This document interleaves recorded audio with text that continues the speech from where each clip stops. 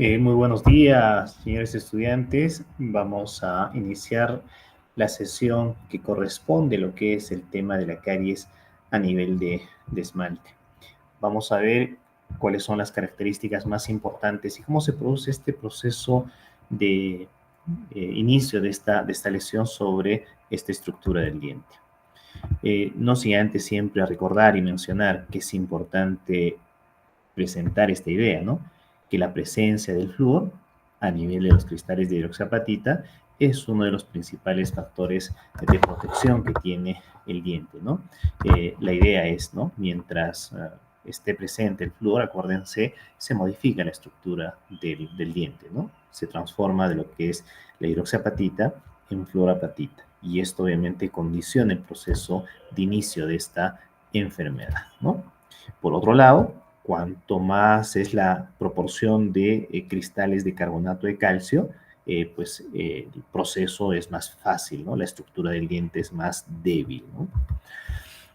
De ahí es importante entender que modificamos nosotros la estructura del diente utilizando el principio o el concepto de la semipermeabilidad del esmalte aplicando topicaciones de flúor, ¿no? Pero también sabemos que el flúor puede obviamente llegar a la estructura del diente en proceso de formación cuando se hace ingesta, ¿no? Entonces serían las dos formas como podríamos modificar esta estructura. Por otro lado, es importante siempre recordar que en la superficie del esmalte hay una especie de cutícula muy superficial de 0,1, 0,2 milímetros, ¿no?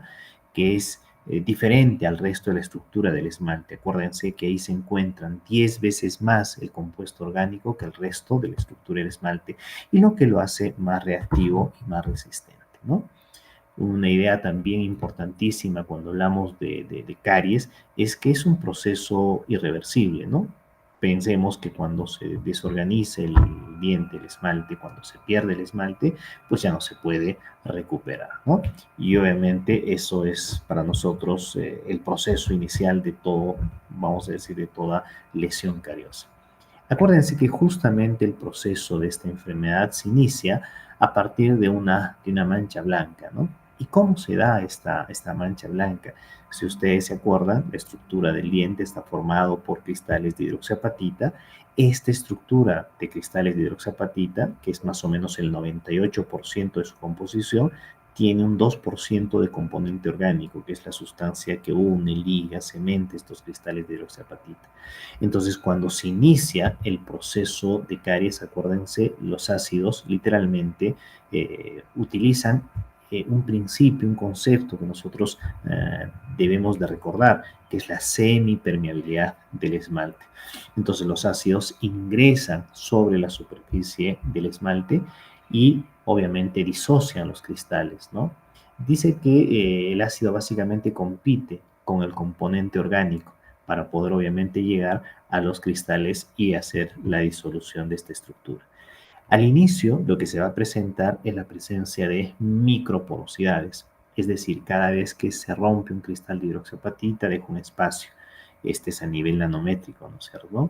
Pero paulatinamente, cada vez que estas, vamos a decir, desintegración de la estructura del cristal de hidroxiapatita se presenta, se van sumando nuevas, en este caso microporosidades, que van confluyendo y se van generando porosidades de mayor tamaño. Eso hace que la superficie del esmalte pues se muestre, vamos a decir, poroso, más opaco, ¿no? Y es para nosotros el principio de la enfermedad, de la lesión cariosa.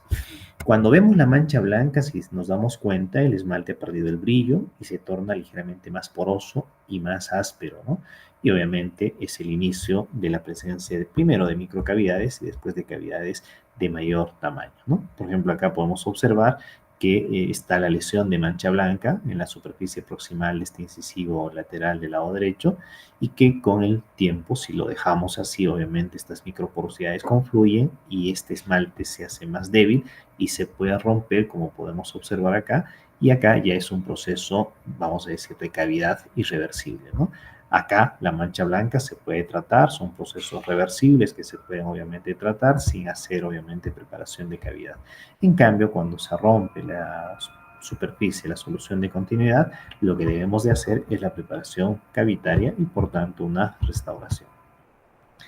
En algunos casos la mancha blanca con el paso del tiempo, ¿no? Si, vamos a decir así, si se le da el tiempo suficiente y lento el proceso avanza, se va a producir un proceso de remineralización. Entonces, en vez de tener una mancha blanca, lo que vamos a tener es una mancha marrón, ¿no? Que en este caso sería, digamos, una característica crónica, una presentación crónica de la mancha blanca. A nivel de las características radiográficas, podemos observar que en el caso de las lesiones a nivel del esmalte, solamente van a ser visibles, acuérdense, cuando 2/3 del grosor del esmalte hayan sido afectadas por esta lesión, ¿no? Y como estamos observando ahí, obviamente es una radiografía de aleta de mordida, donde puede obviamente observarse imágenes radiolúcidas compatibles con lesiones cariosas interproximales, ¿no? El avance de la lesión cariosa a nivel de las superficies lisas, acuérdense de la caries a nivel de esmalte, puede tener la forma de cono, donde la superficie está presentando la base y el vértice de este cono está a nivel del límite amelodentinario, ¿no? Y obviamente el avance llega a nivel de esta superficie y después la caries continuará por la dentina, ¿no? En cambio, si la lesión cariosa inicia a nivel de lo que son depresiones, fosas, fisuras, como una caro cruzal de un diente, acuérdense que el cono es invertido, ¿no? El vértice está hacia la superficie y la base hacia el límite amelodentinario. Acá podemos observar claramente cómo se da el proceso de inicio de esta lesión cariosa, ¿no? Se nota clarísimo que es primero superficial, es una base, ¿no? Hacia la superficie y el vértice hacia el límite melodentinario. Si va progresando el proceso carioso, obviamente el cono se hace con una base más ancha y el vértice llega al límite melodentinario. Acá ya hay presencia, obviamente, de pérdida del esmalte superficial en forma muy leve, ¿no? Con unas manchas marrones opacas, porque probablemente el proceso de avance de la lesión es lento, y acá obviamente ya está la cavidad, ¿no?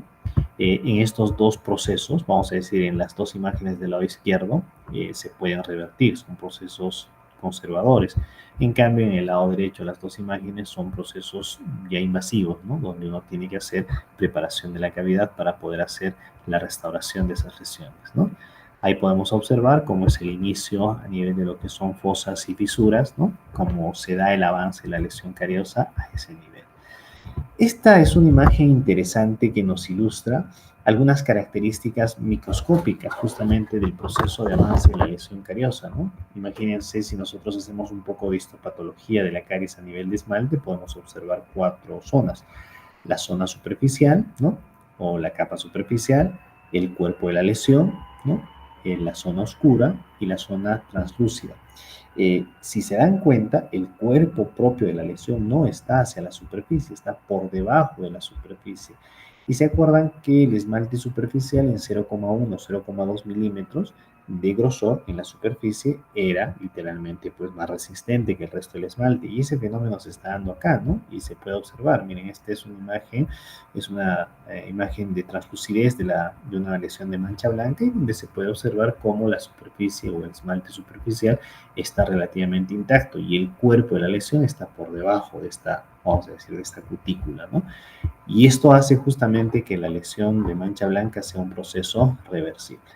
Si hacemos un poco de la descripción histopatológica, podemos observar justamente esas características, ¿no? Miren, el esmalte superficial, relativamente intacto, una desmineralización parcial que equivale entre un 1% y un 10%, tiene un volumen poroso menos del 5%, el cuerpo de la lesión, acuérdense, ya es literalmente una zona de desorganización, hay un porcentaje altísimo de porosidad, es casi el 50%. La zona oscura, bueno, es una zona de avance de la lesión cariosa, tiene entre un 2 y un 4% de volumen poroso, y la parte superficial, que en este caso, pues, o la parte translúcida, que tiene un porcentaje de un 1% de porosidad, ¿no? El proceso de formación de estos poros se debe básicamente a que, acuérdense, la estructura de los cristales de hidroxapatita que tienen este componente de fosfato octocálcico en el medio, va perdiendo paulatinamente en la superficie, ¿no? Y se van generando, obviamente, las microporosidades que van confluyendo, ¿no? Y se van generando porosidades de mayor tamaño, ¿no? Acuérdense, si una lesión penetra 2/3 de la profundidad del esmalte, no es visible radiográficamente en sentido proximal, ¿no? Y este cuadro es importantísimo para determinar algunas características sobre el proceso de lesión cariosa, pensando, ¿no?, que hay un pH crítico en el cual, acuérdense, el descenso del pH es constante, ¿no? En la boca, el efecto tampón buffer hace que pues se recupere permanentemente, ¿no? Acuérdense, los hidratos de carbono son fermentados, se producen los ácidos, el pH puede descender a 6.8, 6, 5.8, pero la saliva la renueva y se produce un proceso constante de desmineralización y remineralización. Mientras no llegue al pH crítico, no se producen las microporosidades. El momento que el pH llega a 5.5 sobre la superficie del esmalte, se producen las microporosidades, las cuales obviamente son procesos ya irreversibles porque ya es una microcavidad. A nivel, primero decíamos, nanométrico, van confluyendo porque se han perdido parte del cristal de hidroxiapatita y se presenta pues la lesión de mancha blanca. Acuérdense, la lesión de mancha blanca pues es el principio de caries a nivel de esmalte, ¿no? Pero si nosotros hubiéramos protegido la estructura del diente con flúor y hubiéramos transformado lo que es la hidroxiapatita en fluorapatita, acuérdense que el pH crítico es de 4.5. Y esos procesos obviamente todavía pueden ser de alguna manera de conservación de la estructura del diente. Y finalmente, si el pH está por debajo de 4.5 y hay ácidos más agresivos, pues lo que se va a producir no es una desmineralización o no es, vamos a decir, una pérdida de estructura por lesión cariosa, sino se va a producir una erosión, que son, digamos, tres características totalmente diferentes, ¿no? El pH, que cambia constantemente en boca, produce desmineralización y remineralización. Si se llega a los pHs críticos con algunos ácidos como el ácido láctico, ácido acético, ácido ascórbico, pues el pH puede literalmente hacer que se pierda la estructura de los cristales de hidroxiapatita y por ende microporosidades, pero si los ácidos son muy por debajo del pH crítico, pues el proceso se pierde la estructura del esmalte y la dentina por procesos de erosión, ¿no? No